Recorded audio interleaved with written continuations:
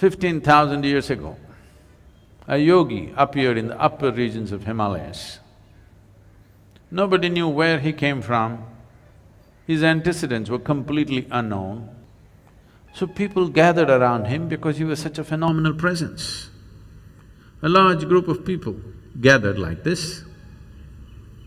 They expected him to say something, do something. He did nothing, he said nothing, simply he sat. If I simply sat here for 2 hours, I can imagine, within 15 minutes, those people in the last few rows, and they will slowly, still there's time for the cinema, let's go. If I said nothing for 2 hours, 90% of the people will be gone. If I said nothing for 6 hours, only a few hardcore ones will hang on, rest are all gone. Same happened to him. He said nothing, did nothing, simply sat still. Not for a day, not for a week, for months on end, he simply sat still. Everybody was expecting a miracle. Nothing happened, he just sat. But they were missing a most fundamental miracle because the nature of your body is such right now, you're well attended to. You had lunch in the afternoon and maybe you snacked in the evening, and so that you don't fall asleep, you had a coffee and maybe you have something in your bag. So many things. All these things are being attended to, so this is fine. Suppose we just make you sit here for 4 hours. Sadhguru, at least some water? Okay, drink water. After drinking water, can we just sit here, Sadhguru? That one? Okay, do that and come. Sadhguru, okay, if you give this, the next one, no permission, this'll just go. Or in other words, what you call as a body is a series of processes. Only if you're attending to them, it's fine. If you don't attend to it, then you see what a trouble it is. When you do not attend to the body, if you're hungry or why all that, people say, how long 1 minute is, depends on which side of the bathroom door you are. From inside, somebody says just 1 minute.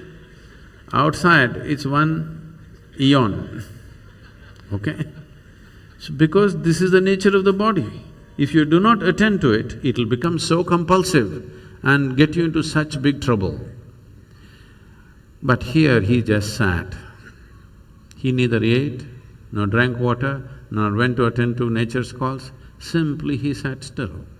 People could not even make out whether he's alive or dead. The only sign of life was, off and on, tears of ecstasy were dribbling down his cheeks, otherwise he simply sat unmoving.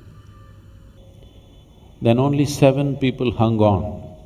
They realized the miracle of him sitting here like this. Because if he has to sit here like this, he has transcended physical nature, otherwise you cannot sit like this. These 7 people hung on. Today we celebrate these 7 people as the Sapta Rishis. These were his first disciples of the Adi Yogi. So this Adi Yogi just sat there, these 7 people showed interest. He told them, this is not for you, this is not entertainment. But they said, no, we're willing to do anything. He gave them a few preparatory steps. They prepared for many years. Then one day when the solstice was shifting, just now, we shifted from summer solstice to winter solstice on December 22nd. It'll again happen on June 21st, and this coming June 21st is significant for the world, because this is the day when Adi Yogi first turned south and gave his teaching. Because the sun turned south, he turned south and started explaining the mechanics of being human. On this day, fortunately, the world, the United Nations has declared the World Yoga Day because the yoga began on that day. This incredible process of exploring the human mechanics went into the process. This predates all religion. When there was no religion on the planet, 15,000 years ago, He went into the mechanics of what it means to be human, and various aspects happened. He opened up 112 different ways in which a human being can attain to his ultimate nature. And when people asked, especially his wife Parvati asked, why not more? Why only 112? Then he said, if you are rooted in the body, there are only 112 possibilities. If you transcend the body, how many atoms there are in this universe, that many doorways are there if you're willing to explore it. But if you're rooted in this body, there are only 112 ways. And the whole yogic system subscribes to this even today because nobody has found more ways. Any number of yogis have explored in a million different ways, but there is no other doorway. In this body, there are 112 ways into which you get there.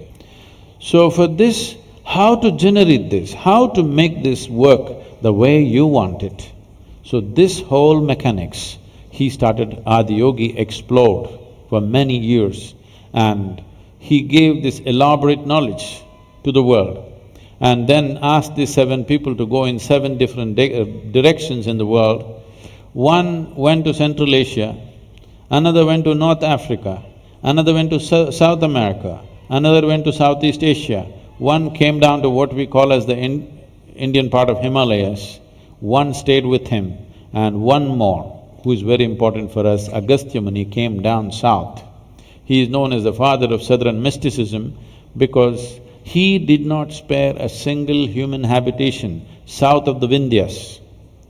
In the Deccan Plateau, he made sure every single human being who lived in this place had some sense of spiritual process.